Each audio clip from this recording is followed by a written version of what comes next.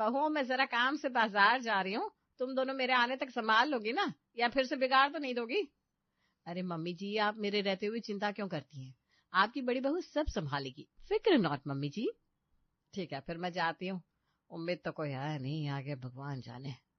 दरअसल अभी 4 दिन पहले ही माधुरी ने अपने 2 बेटे रवि और सांजल की शादी की थी। रीटा और सारा बहू बनकर घर में आई थी। सास बाजार चली जाती है, तभी घर में कुछ मेहमान आते हैं।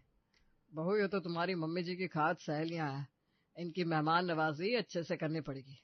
तुम्हारी मम्मी जी भी घर पर नहीं है, कैसे होगा सब? पापा जी, आप चिंता क्यों करते हैं? हम दोनों बहुएं हैं ना, हम सब संभाल लेंगे, सब अच्छे से होगा। सारा बिल्कुल सही कह रही है पापा जी, आप चिंता ना करो। हाँ भाभी, चलिए दोनों रसोई में चलकर कुछ बना लेते हैं। रसोई में तो चल लूं, पर मेहमान बोर नहीं हो जाएंगे? एक काम करो, तुम अच्छे अच्छे से पकवान बनाओ, मैं मेहमानों के पास बैठकर उनका दिल बहलाती हूँ। ये भी सही है भाभी, आप जाओ, देखना ऐसे ऐसे पकवान बनाऊंगी कि मम्मी जी भी नाज करेंगी कि मेरे मेहमानों को खुश कर दिया। उधर रीटा मेहमानों के पास बैठती है। अरे आप तो मम्मी जी की सहेलियां हैं ना, आप आशा आंटी और आप आस्था आंटी। अरे बहू, तुझे हमारे नाम भी पता है?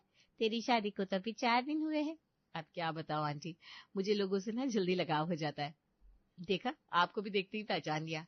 अब आपको क्या ही बताऊं, मम्मी जी आप दोनों की कितनी बातें करती हैं। क्या माधुरी हमारी बातें करती है? वो भी नई नवेली बहू से? हाँ आंटी जी, मैं तो उनकी बेटी जैसी हूँ, बेटियों से भला क्या पर्दा। और आपकी सिर्फ बातें ही नहीं, तारीफ भी करती हैं। तभी सारा खाने की 4-5 तरह के डिशेस उनके लिए लेकर आती है। खाइए ना आंटी जी, मैंने कई तरह के पकवान बनाए हैं, बहुत ही स्वादिष्ट है, आपको बहुत पसंद आएगा। और हाँ, मीठा भी बनाया है। हाँ हाँ बहू, रखो, खाते खाते बातें भी हो जाएगी। तो तुम बताओ रीटा बहू, क्या क्या तारीफ करती है माधुरी हमारी? आंटी जी इतनी तारीफ करती है कि अब क्या क्या बताऊं। मतलब आप तीनों की क्या दोस्ती थी, मुझे तो सुनकर ही मजा आ गया। आस्था और आशा, माधुरी की दोनों सहेलियां सारा खाना सफा चट कर जाती है और घंटों रीटा के साथ बातों में लगे रही। दोनों जाने को जैसे ही दरवाजे में पहुंची, तभी माधुरी भी आ गई। अरे बाप रे, थक गई, कितनी महंगाई हो गई है, बाजार में तो आग बरस रही है। अरे बाजार में महंगाई है तो क्या हुआ, घर में तो हीरा है हीरा। अरे आस्था आशा, तुम दोनों कब आई? और मेरी बहू ने ख्याल रखा ना तुम्हारा?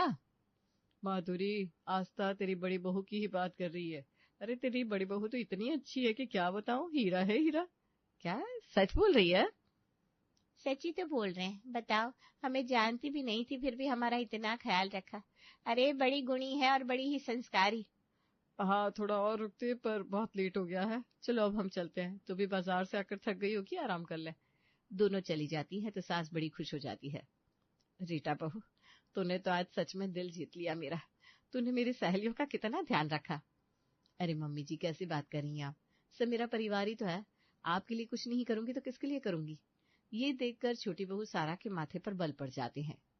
वाह भई वाह, 3 घंटे रसोई में गर्मी में पसीना बहाकर खाना बनाया मैंने, और तारीफ हो रही है रीटा भाभी की। अरे घंटों उनसे बातें ही तो कर रही थी बस, और ये मेहमान भी कितने चालू थे, मेरा बनाया सारा खाना खा गए और झूठे मुंह तारीफ नहीं की, मतलब ही कहीं की। रात होती है, सब लोग एक साथ हॉल में बैठे थे। मम्मी जी, आप इस उम्र में भी इतनी सुंदर और जवान हो, जवानी में तो गजब दिखती होंगी ना? अरे बहू, अब अपनी तारीफ अपने मुंह से क्या करूं, जवानी में ना हेमा मालिनी की बहन बोलते थे मुझे। वाह मम्मी, फिर तो पापा जी को बड़ा मुश्किल हुआ होगा ना आपको इम्प्रेस करना। आपकी लव मैरिज थी कि अरेंज मैरिज? अरे हमको क्या हल्के में लिया है, लव मैरिज थी भाई, मैं क्या धर्मेंद्र से कम थोड़ी ना दिखता था। रीटा मीठी मीठी बातें करके अपने सास ससुर को उलझाए हुई थी। ये देखकर रवि और शांजल आपस में खुसर पुसर करने लगते हैं। भाई ये भाभी बोलने की मशीन है क्या, जिसे देखो उनकी तारीफ करती रहती है। यार मैं भी वही सोच रहा हूँ, मेरे साथ तो इतनी मीठी कभी नहीं रहती। मम्मी पापा को अपने फेवर में कर लिया, इसलिए कुछ तो खिचड़ी पक रही है इसके मन में। खिचड़ी तो पक रही है भाई, पर अभी पेट में खाने की खिचड़ी की भूख है, अब भी बोलता हूँ। हाँ भाई, मुझे भी भूख लगी है। सारा, भूख लगी है, खाने में और कितना टाइम लगेगा, जल्दी से बना दो ना यार। खाने में टाइम लगेगा शांजल जी, मैं अभी भाभी को बोलती हूँ, दोनों मिलकर जल्दी से बना लेंगे। हाँ भाई, ले जाओ अपनी भाभी को, वरना उसकी मीठी बातों से मुझे एसिडिटी हो जाएगी। भाभी चलिए, शांजल जी और रवि भैया को भूख लगी है, दोनों मिलकर बना लेते हैं, जल्दी बन जाएगा। अरे भाई, बहू हमसे बात कर रही है, बड़ी मजेदार बातें चल रही है हमारी जवानी की। तू एक काम कर, तू ही जाकर खाना बना ले। हाँ सारा बहू, क्या जवानी के दिन याद आ गए, तो खाना बना ले, बड़ा मजा आ रहा है पुराने दिनों को याद करके।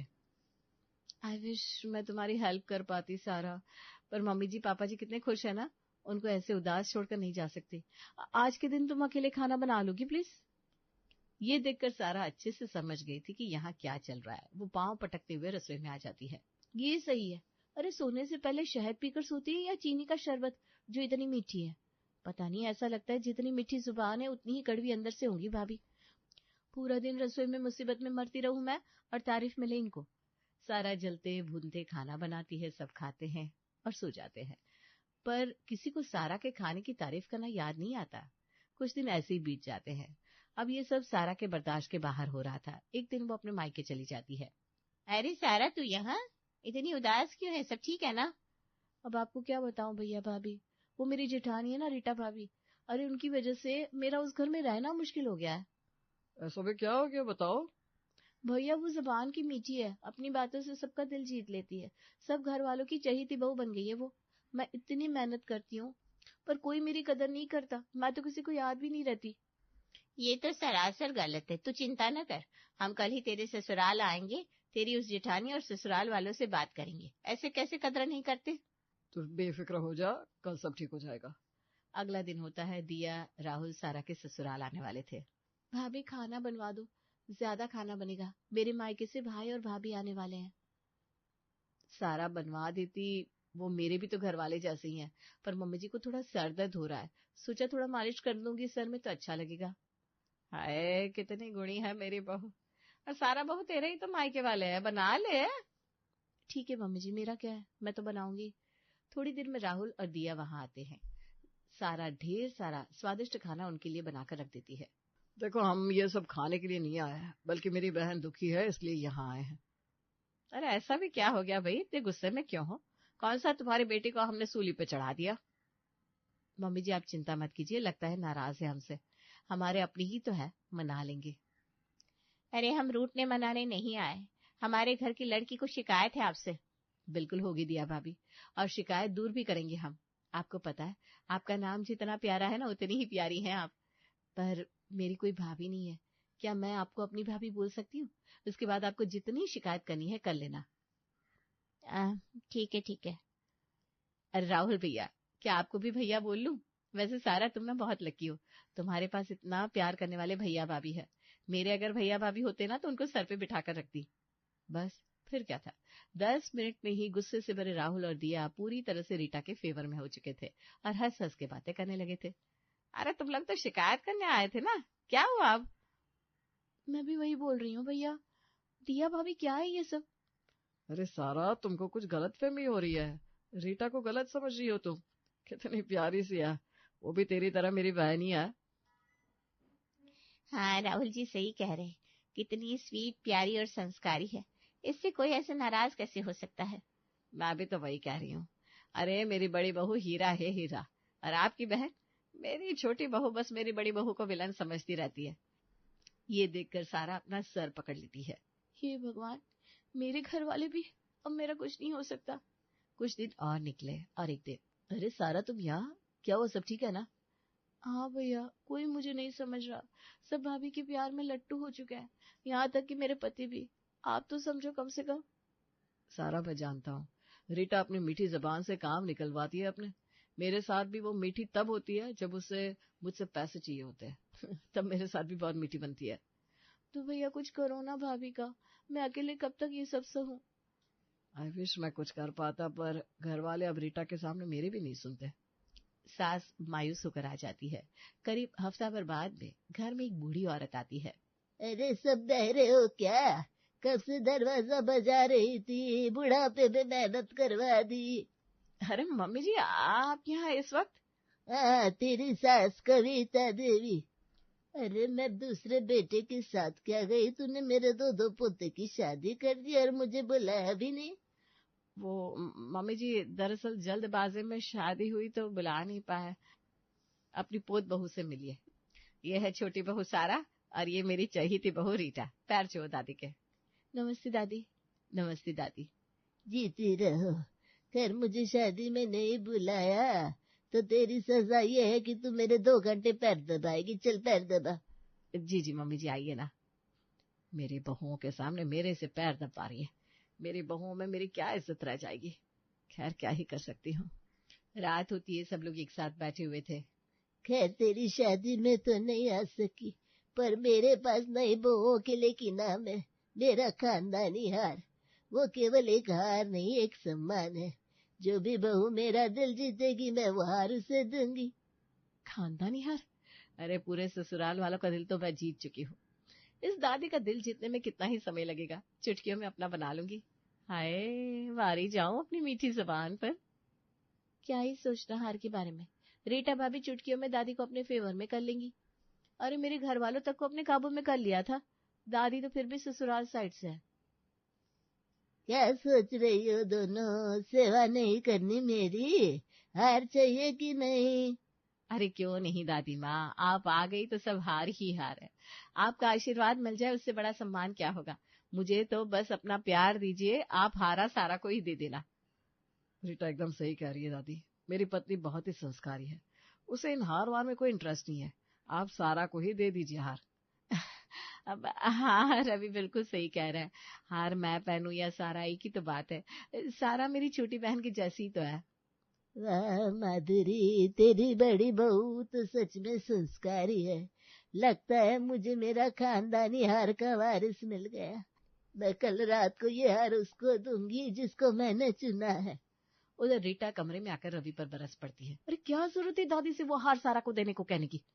अगर दादी सच में दे देती तो? अरे मैं अच्छे से जानता हूँ तुमको, तुम अच्छी बनो सबकी नजरों में, पर बेचारी सारा वो भी तो थोड़ा प्यार डिजर्व करती है ना। आप रहने दीजिए, हार मुझे ही मिलेगा। दादी को फंसाने के लिए मैंने एक बढ़िया से इमोशनल ड्रामा सोचा है, उसके बाद तो दादी रोते हुए वो हार मुझे पहना देगी। तुम्हारा ना कुछ नहीं हो सकता, गप्पा क्वीन हो तुम। अगला दिन निकल जाता है। शाम को पूरा परिवार एक साथ बैठा हुआ था। मम्मी जी कुछ सोचा वो हार किसको देंगी? अब मैंने देखा किसने ज्यादा मेरा दिल जीता, पर थोड़ा मजेदार हो जाए कुछ। छोटी बहू सारा, जरा तेज मिर्च के तीखे गोलगप्पे बनाकर ला ढेर सारे, पर ध्यान रहे मिर्च तीखी हो। सारा चली जाती है। दादी वो मैं कह रही थी कि कहने से पहले ही मेरा दिल भर आया है। अभी रुक जा बहू, पहले सारा बहू को आने दे। ठीक है दादी, पर जरूरी बात थी। ये दादी तो बोलने ही नहीं दे रही है, बोलने देगी तभी तो इनको अपनी साइड करूंगी। वैसे मम्मी जी इतना सोचना क्या है, अरे रीटा बहू को ये हार मिलना चाहिए। तभी सारा ढेर सारे तीखे गोलगप्पे लेकर आती है। अरे वाह, रख दे बहू, ये देखो ये है वो सुंदर सा सोने का जड़ा हार। वाह ये मुझ पर कितना जचेगा। जैसे ही मैं वो कहानी सुनाऊंगी ये हार मेरे गले में होगा। रीटा क्या सोच रही है? चल अब बोल, क्या बोल रही थी? दादी अब आपको क्या बताऊं, इस हार से मेरी कहानी जुड़ी है। ऐसा सेम हार मेरी मर चुकी माँ का। ये लो गोलगप्पा खाओ तीखा तीखा भाभी। सारा बीच में ही तेज मिर्ची का गोलगप्पा रीटा के मुंह में रख देती है। मेरी बात तो सुन लीजिए दादी, मैं कह रही थी कि ये लो एक और खाओ, कितना तीखा और मजेदार है ना। अपने हाथों से खिलाऊंगी आज भाभी को। अब सारा लगातार रीटा के मुंह में गोलगप्पे दिए जा रही थी, जिससे रीटा का गुस्सा सातवां आसमान छू चुका था।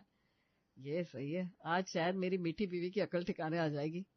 ये क्या बदतमीजी है सारा, दादी देखिए ना कैसे कर रही है ये। क्या ये इस हार की हकदार है? इसे तो तमीज भी नहीं है। आप एक बार मेरी बात तो सुन लीजिए। मैं कह रही थी कि मेरी माँ। ये ले बहू, तुझे क्या लगता है तू ही हमसे प्यार करती है, हम नहीं करते? ये ले, मेरे हाथ से भी गोलगप्पा खा, देख कितने प्यार से खिला रही हूँ। बस फिर क्या था, कभी दादी कभी सारा फटाफट फटाफट रीटा के मुंह में गोलगप्पे दिए जा रही थी। अब रीटा की हालत तेज मिर्ची से खराब हो चुकी थी, जिससे वो बोल भी नहीं पा रही थी। अब आप दादी को अपने हार की कहानी सुना दो भाभी। लेकिन अब रीटा कैसे सुनाती, अब तो वो बोलने की हालत में ही नहीं थी। क्या हुआ बहू, अब अपनी झूठी कहानी नहीं सुना पा रही? मैं जानती हूँ तू कितनी बड़ी झूठी है। ये आप क्या कह रही हैं मम्मी जी, मेरी बड़ी बहू झूठ क्यों बोलेगी? ये ले बहू, इस हार की हकदार तेरी बहू नहीं बल्कि मेरे बहू है। ये हार आज से तेरा हुआ, और तेरी बड़ी बहू संस्कारी नहीं है, इसे बस गप्पे मारने आते हैं। अब हो गया ना जेठानी के गप्पे और देवरानी के गोलगप्पे। कैसा लग रहा है रीटा? इसका मतलब आप सब लोग मिले हुए थे? हाँ रीटा, सारा बहुत दुखी थी, और फिर एक दिन हमने एक प्लान बनाया और दादी को बुलाया, और देखो दादी की वजह से मेरी पत्नी की सच्चाई बाहर आ गई। कि कैसे वो एक झूठी कहानी बनाकर हार छीन लेना चाहती थी। आप मेरे पति होकर मेरे खिलाफ बोल रहे हैं। आप नहीं चाहते थे कि हार मुझे मिले? सारा भी तो किसी की बहन है, किसी की पत्नी। हाय हाय, ये मुझसे क्या हो गया। बड़ी बहू के मस्के में इतना बह गई कि छोटी बहू के गुणों पे कभी ध्यान ही नहीं दिया, और मेरी बड़ी बहू तो झूठी कहानियां बनाकर हमें फंसा रही थी। चलो, हीरे की कदर जौहरी को हो गई, अब मैं चलती हूँ, मेरा काम हो गया। बस फिर क्या था, रीटा की मीठी जुबान एक्सपायर हो चुकी थी और सारा की एंट्री ससुराल वालों के दिल में हो गई थी।